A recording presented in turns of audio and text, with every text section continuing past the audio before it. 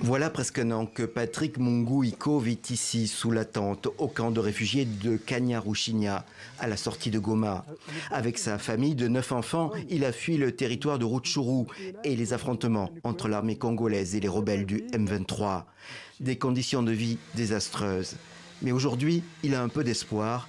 Il part accueillir Moïse Katumbi, opposant et candidat en campagne pour la présidentielle. Nous sommes ici pour le voir lorsqu'il va passer, pour voir s'il fera quelque chose pour nous, pour que cesse cette souffrance que nous vivons. En tout cas, nous sommes très contents et nous sommes nombreux pour l'accueillir. En fin d'après-midi, Moïse Katumbi est enfin à Goma. C'est à pied qu'il se rend au stade Afia. La foule est nombreuse pour l'escorter. C'est la 3e fois depuis son retour d'exil il y a 5 ans qu'il se rend dans la grande ville de l'Est de la RDC. Avec un thème qui s'impose, la guerre, qui est presque aux portes de la ville. Mais Moïse Katumbi affirme avoir la solution. Ils ont commencé à pleurer sur l'affaire M23 depuis longtemps.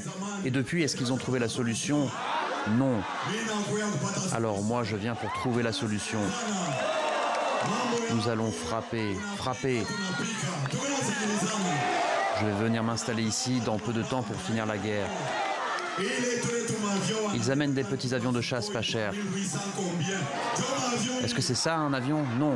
Moi, je vais amener un M16 ici.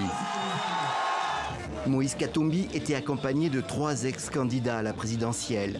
Matata Ponyo, Seth Kikuni et Frank Diongo se sont ralliés à sa candidature ces derniers jours.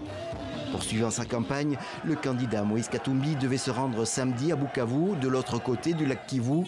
Mais le déplacement est suspendu, le maire de cette ville interdisant que le meeting se tienne sur la célèbre place de l'Indépendance.